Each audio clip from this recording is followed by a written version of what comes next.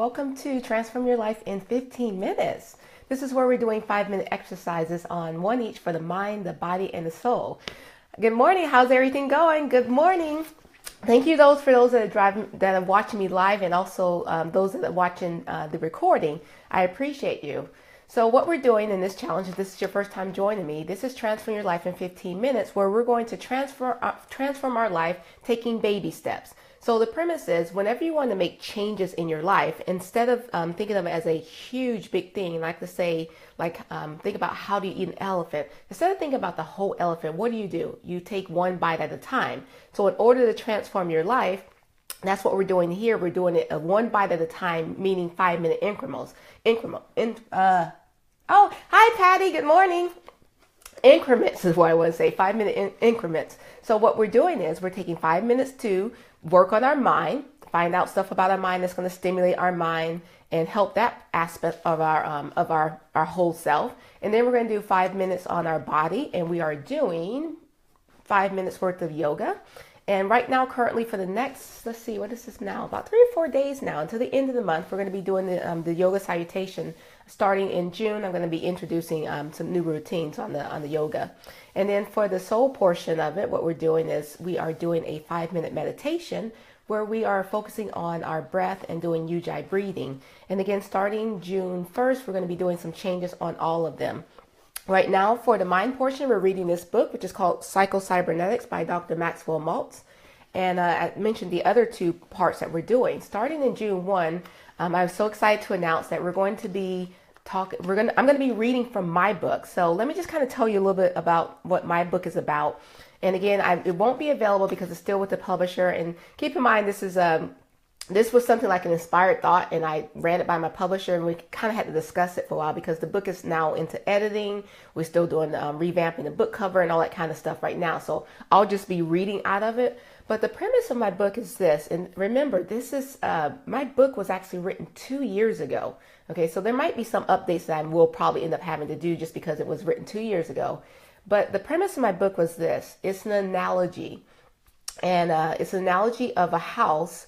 And you know how the house has different areas in the house. So you have like the living room, the kitchen, the bathroom, bedrooms, and so on and so forth. Well, the analogy is based upon your body. Okay, so your physical body and the 5 areas of your life. So for instance, the living room is representative of your financial area. The kitchen is representative of your physical, physical area.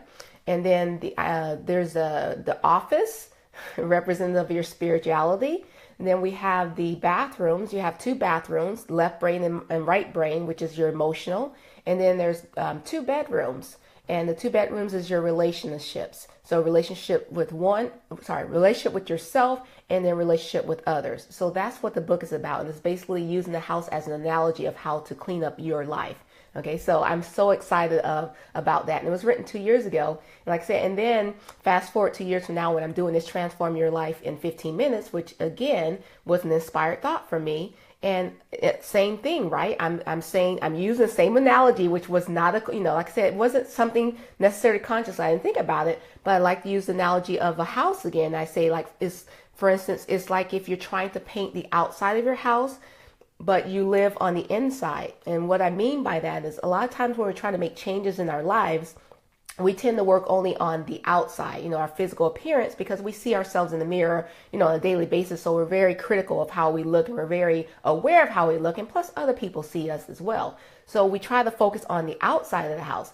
Now, a lot of times we may look great on the outside, but we're still feeling depressed and unhappiness and stress and anxious and all those things. And then, like, for instance, I know people, and you probably do this yourself because we kind of all do it, right? You look at this one person. It could be a famous person, or it can just be anyone that's like attractive. Seems like they have everything in life. They have money, drive nice cars, blah, blah, blah. And you look at the person, you say, oh my God, that person has everything. But on the inside, like, that person is like struggling. Now, you may not know he or she is struggling. You're just making a judgment based upon outward appearance. But inside, the person is struggling. And that's why I say I like to use the analogy of the house. It's like painting the outside of the house, but you live on the inside. 2/3 of you which is your mind and your soul, are on the inside. And if you don't work on those, then no matter what you do to the outside, you're not going to be happy inside. And remember, you do live on the inside. So that's the premise of this whole challenge as well, is to help you be successful and reach your goals and also be happy about it. Like, in other words, just improve your life, transform yourself so that you improve your life. Now, yesterday I wrote a post. I wrote a post and I also wrote a blog, but unfortunately I wasn't able to post my blog because you would think, as much as I teach, like I do teach financial accounting. By the way, I didn't introduce myself. My name is McAdams. I'm an author. I'm also a college professor, and I'm a certified coach. I specialize in personal and small business finance and also fitness. So I help people reach goals in those areas. Now, throughout my tenure, when I say tenure, my life, I should say, I've taught a great many things, including computers, you name it, I've taught it, okay? So what I'm saying is, you would think that in all my years of knowing about computers and telling people back up, blah, blah, blah, you would think I would follow those rules, right? So yesterday, and this is the thing, the thought came into my mind. I was writing my blog and I was using Microsoft Word, and I hadn't saved it. Like, it was just a fresh new document, and I was writing it out. And even in my mind, I said, you know what, you should probably back this up. And I said, oh, that's okay, I'm okay. And so I didn't back it up, right? So I get through with the whole blog. By the way, what I posted was just an excerpt. The blog was much longer and goes into much more detail, because what I post, let's say, on my Instagram account and on my fan page, those are usually excerpts of what I usually blog about. And on my blog, which is my website, pmcadams.com, I usually go into a little bit more detail. But anyway, so I get done with the blog, and it's probably about 2 pages. And then I go to save it, and my computer freezes. Yes, it freezes. So what I did, I was like, oh no, like I was thinking, I did this to myself. I should have saved it. So I took a picture of that first page, but I couldn't scroll to do the rest of the page. There was a lot of stuff. And I was like, forget it. So I never did post it. So anyway, make sure you back up your stuff. But guess what?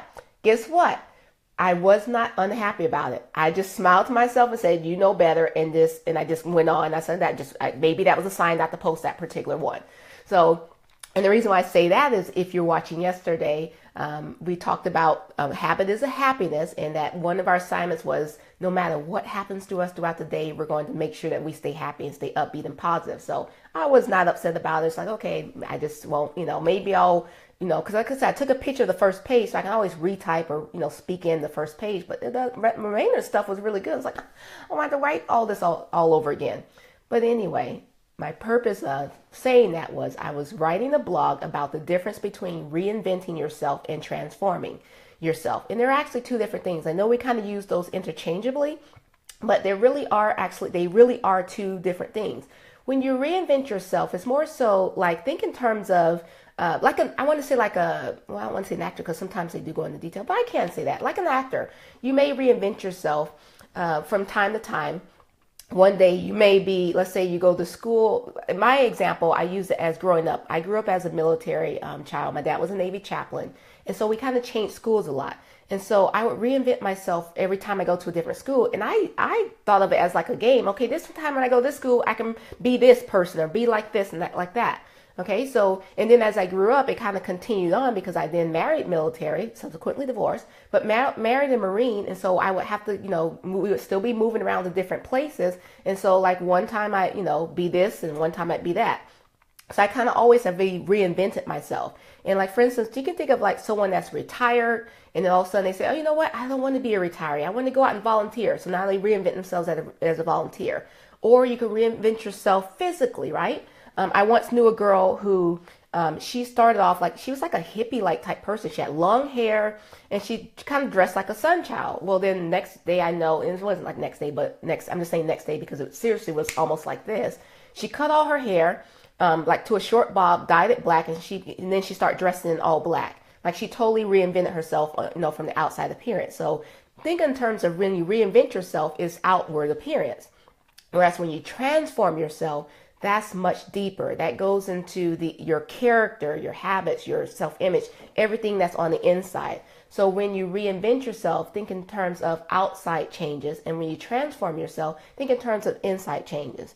And on the blog, I was mentioning that when you transform yourself, think in terms of like a butterfly, right? It started off as a caterpillar, and then also metamorphosed into a butterfly, or a tadpole into a frog. Okay, so those are like form changing. So when you're transforming yourself, you're going to the core of who you are, and you're messing around with that. So in our case, we're looking at our self-image, because think about it, we've already transformed. We transformed from like a seed, embryo, to a full-size life, a human. So we've already transformed, but now we can go back and retransform our self-image. And so that's what the purpose of this challenge is to really get down deep and transform yourself so that you can be who you want to be and achieve success. Now, regardless, we were all engineered for success, right? You do know that if you've been watching. We all have been engineered for success, meaning God created us to be successful human beings. But and again, remember, you define what success means. So in other words, don't think like a lot of times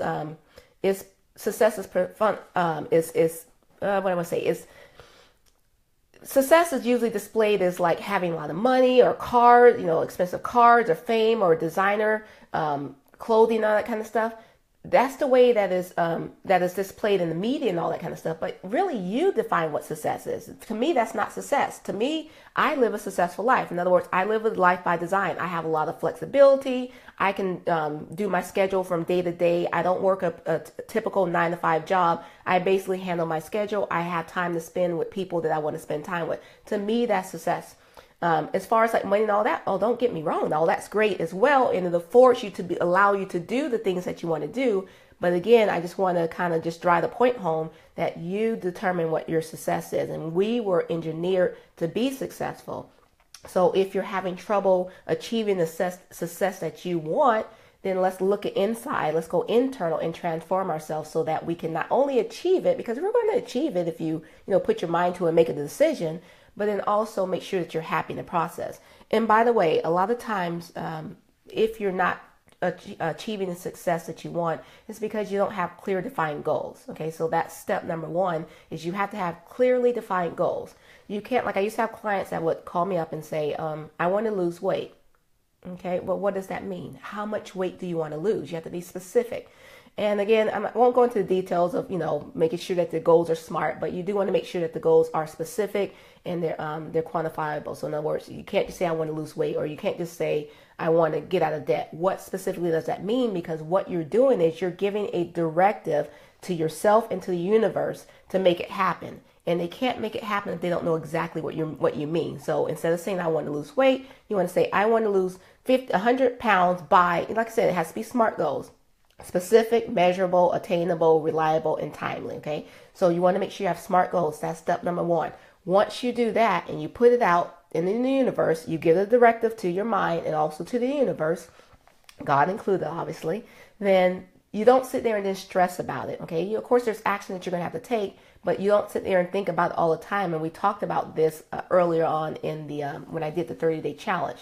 And by the way, if you did not get a chance to see the challenge, if this is your first time watching, you just now happened upon me, then those have been recorded. You can find them on my fan page. You can also find them on my YouTube channel as well. Okay, so make sure you go back and read that or listen to those, because it has some really good stuff, particularly with this book. We're learning a lot about our subconscious and our self-image in this book.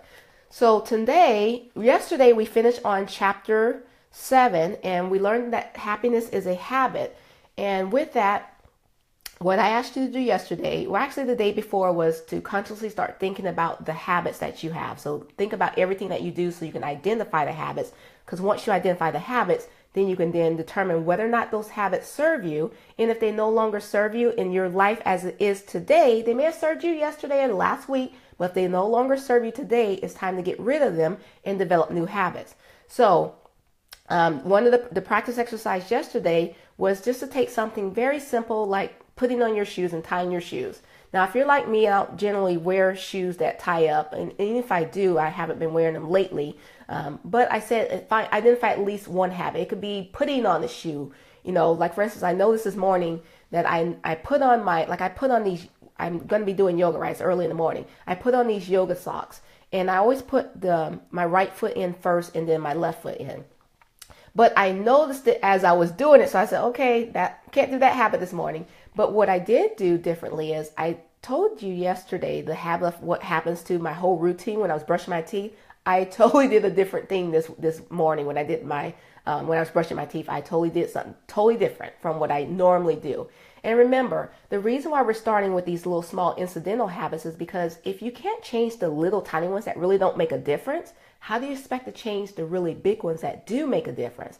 And you're still bringing in those habits to me, and I'll start sharing more and more because, again, remember, we're just identifying all of our habits that we have. And then the ones that don't, that serves you, keep those. It's the ones that you find that, what, I no longer want this habit. Those are the ones that we're going to be working on. So we're taking little baby steps in doing that by working on just little small incidental habits at first, and then we're going to move on to the bigger ones.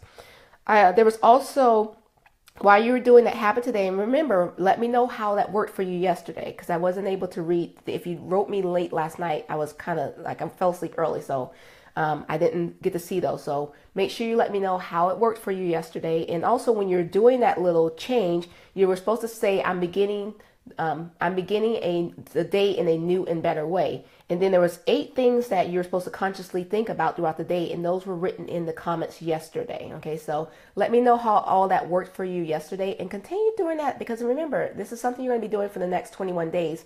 Because typically speaking, they tell you it takes about 21 days to break a habit. Now, does that mean exactly 21 days? Obviously not. Keep in mind that a lot of stuff that you hear, and this is very important, and I promise I'll get to the reading. A lot of stuff that you hear, including with, like if I generally say something, is general. Like, in other words, generally speaking, to the average person, research says based upon the average, okay? But you may not be average. And that's not necessarily saying good or bad. It's just that it may not apply to you. So, for instance, even though typically speaking, it takes a person on an average 21 days to develop a habit or change a habit, you could do it sooner, or sometimes it may take you longer. Okay, so it really just depends, but just understand that typically speaking, or generally speaking, it takes 21 days. So for the next 21 days, start working on that particular habit of doing something different, and then of course saying that you are starting a new day in a new and better way, and then see how that works for you. Because remember, this small little incidental habit is tiny. It doesn't make a difference to you per se, but it is identify a habit. And trust me, habits are hard to break, particularly if you don't even know you're doing them. And then likewise, if what you're doing in your life currently works for you in any specific area, continue doing what's working for you. I'm only talking about for those areas in your lives, or for those of you that what you're doing is not working and you want some type of change. Those are the people that I'm talking about, myself included. Like, you want to change. It doesn't have to be a drastic change. It could just be a little small change, one little area in your life. Remember, I told you there's those 5 main areas. You have the physical, the financial, the spiritual, the emotional, relationships. Any of those areas, or anything specific within those areas. If there's something you want to change, I'm trying to help you go about transforming your life so that you can make the changes in those areas. Okay?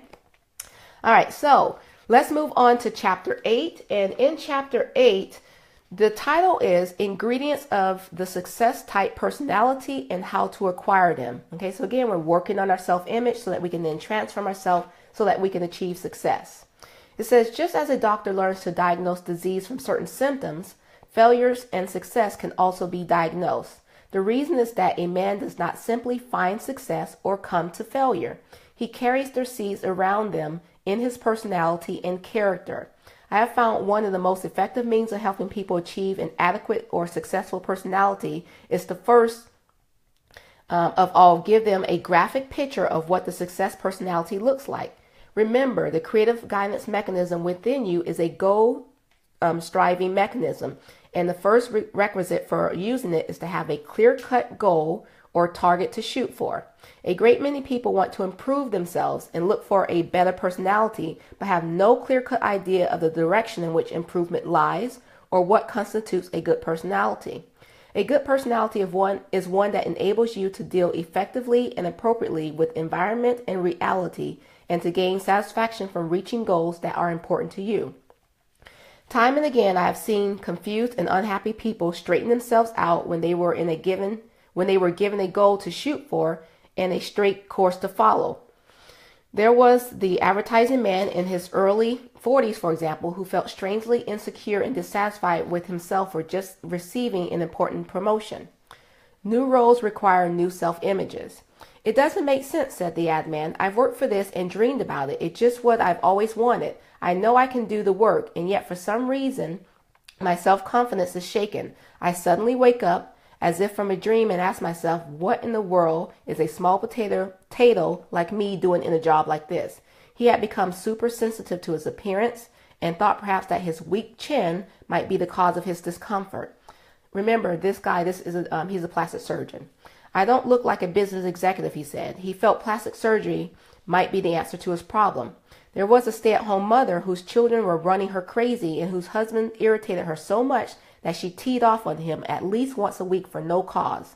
What is the matter with me, she asked. My children are really nice kids I should be proud of.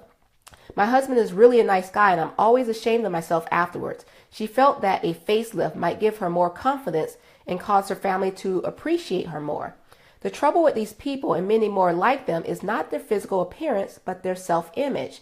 They find themselves in a new role and are not sure what kind of person they're supposed to be in order to live up to that role, or they have never developed a clear-cut self-image of themselves in any role.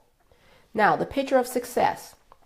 In this chapter, I'm going to give you the same prescription that I would give you should you come to my office. I have found that an easy-to-remember picture of successful personality is contained in the letters of the word success itself. The success type personality is composed of S, sense of direction, U, understanding, C, courage, C, compassion, E, esteem, S, self-confidence, and S, self-acceptance. Okay, so we'll stop there today. So basically, and I know we've all had this situation happen to us where we come into a new role which requires new self-image. And I like the example of the stay-at-home mom because I remember my first time bringing my son home. I remember coming from the hospital and we put our and then we kind of like looked at each other and like, well, what do we do now? Like your parents, so a lot of times we're placed into these new roles and we don't know how to, what to do with it. Okay, so those are examples. But you were just given a prescription of the success type mechanism. And again, I'll read those again and I'll put them in the comments. And then starting tomorrow, we're going to actually read under each of them, like he defines each of them. So the S is for success of direction. The U is for understanding. The C is for courage. The other C is for compassion. We have the E for esteem. We have one S for self-confidence and one S for self-acceptance. So I can't wait to see what he says about each of those things. And by the way, I want you to know that this is my first time reading this book as well. So I no longer read ahead. I'm actually reading this along with you and gaining understanding as well. So I myself am doing the exercises with you. So it's not like I'm just asking you to do something. I'm, again, transforming myself as well. All right, so as we walk on down my hall of positivity, we're going to come to the yoga portion. Back up. At least I'm remembering earlier. If I do forget, I got my cell phone again. But we're moving on to the yoga portion, and then immediately following the yoga portion, we're going to go to the meditation. Now, what I've been doing on the yoga is I've been doing directive routine, so I can actually kind of get an idea. So far, the feedback has been positive, meaning that you can hear me when I'm doing yoga. So starting on June 1. Because I don't want to do the same routine over and over again. Not that the sun salutation is not great, because if you only have 5 minutes or a few minutes to do yoga, I highly recommend you do the sun salutation. And by the way, even in the full hour class when I teach yoga, you start off with the sun salutation, and it's usually 7 rounds of the sun salutation. So in those 7 rounds, typically take about 5 minutes here. So when I start doing a new routine, I'll still start off with the sun salutation, but I'll of course cut it back. Like I might do 1 or 2 rounds. Just because I want to, do other things as well. And I have 5 minutes. And then we're going to immediately go on to the meditation. And this is where we're doing the purpose of meditation is to clear your mind, okay? Clear your mind of thoughts so that you can learn to control those thoughts, because I know throughout the day it happens for me as well. You have all these thousands of thoughts that come into your mind, okay? But you got to learn how to control those, okay? Remember what we're trying to do. We're trying to transform ourselves, which means we're working internal. And this is hard work, and this is not necessarily work that people are going to see, but I guarantee you, if you do the work, they will see the manifestation of it on your outward appearance and just how you show up with yourself. Like you'll be physically changed from that, not something you can see, but people will actually see it on you. Okay, so I've actually had people tell me, oh my God, you've changed so much. And I'm like, really, it's just me. But I know what they mean. All right, so the purpose of our meditation for the next 4 days is to clear our thoughts of our mind and just focus on our breathing. Starting in June 1, I'll be doing some guided meditations, and this is more so going to be designed to help relax you, okay? All right, so remember, this is a practice. I want you to join me, and we will be doing the yoga sun salutation and then moving right on to the meditation. I'm going to turn off the light, run off camera for a second.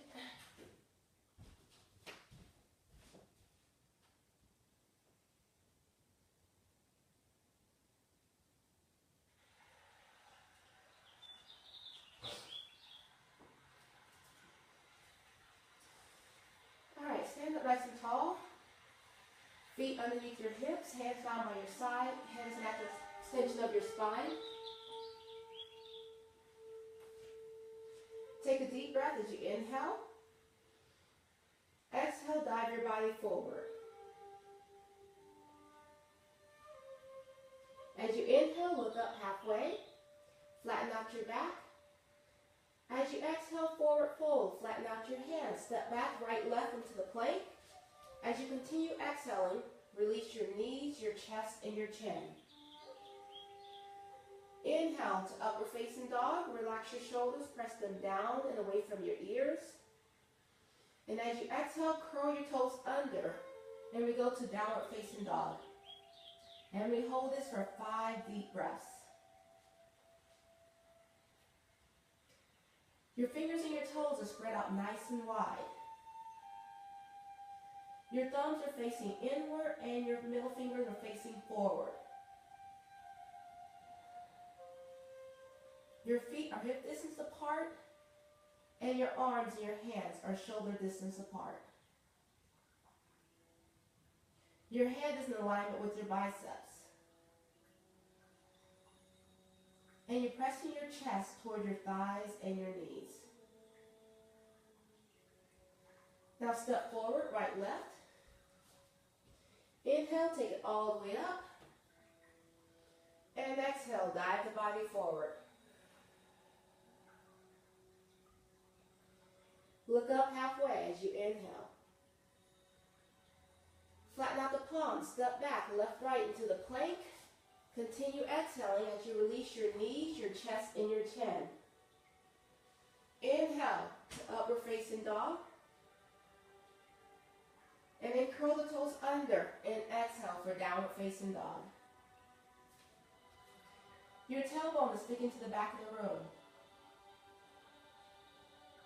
You want to lift your kneecaps to engage your quadriceps. And try to get your heels down toward the mat. Now step forward, left, right. Inhale, look up halfway. Exhale, forward fold. Inhale, take it all the way up, arch back. Exhale, dive the body forward. Look up halfway. Flatten out the palms, step back, right, left to the plank. Release your knee, chest, chin, or chaturanga dandasana. Inhale to upward facing dog. And exhale to downward facing dog. Step forward, right, left. Forward fold. Inhale, take it all the way up. Arch back. Exhale, forward fold. Look up halfway. Flatten out the palms, step back. Left, right. Knee, chest, chin, or chaturanga dandasana. Inhale to upward facing dog. Exhale, downward facing dog. Step forward, left, right. Look up halfway. And forward fold. Inhale, take it all the way up. Arch back. Exhale, forward fold. Look up halfway. Step back, right, left. your knee, chest, or chin. Inhale. Curl the toes under and exhale. Right, left. Look up halfway. Forward fold.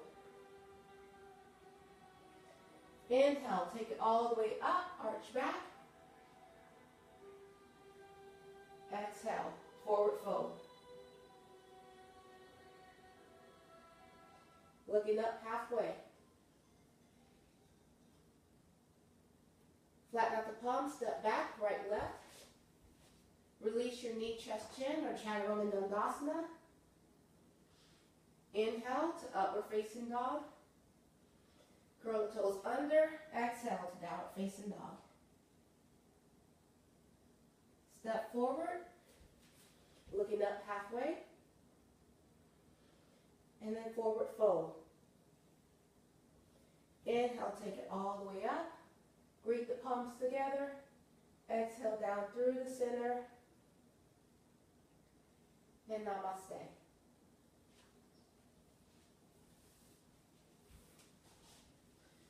Okay, this brings us to the meditation. So make sure that you're in a nice, comfortable, seated position. And if you're lying down, just make sure that you put your tongue toward the roof of your mouth, because if you press your tongue toward your teeth, you'll tend to fall asleep. If you're sitting in a chair, make sure you take your shoes off so that your feet are grounded to the floor. Make sure your spine is nice and neutral, but straight. And again, close your eyes, clear your mind, and we're going to be focusing on our breath. We're going to inhale for 1, we're going to hold for 1, and then we're going to exhale for 2. Okay, so inhale, hold, and exhale. Inhale, hold, and exhale. Inhale, hold, and exhale. Inhale, hold,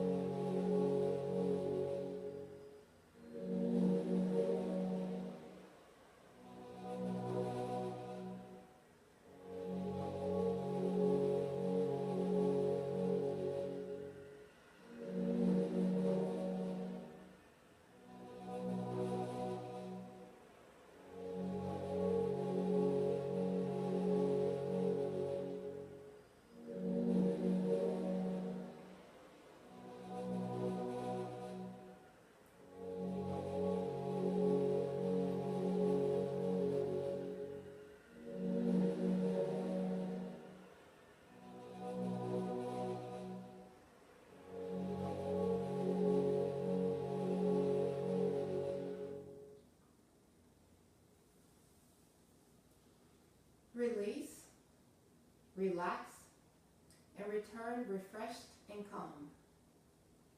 You've done something good for yourself today.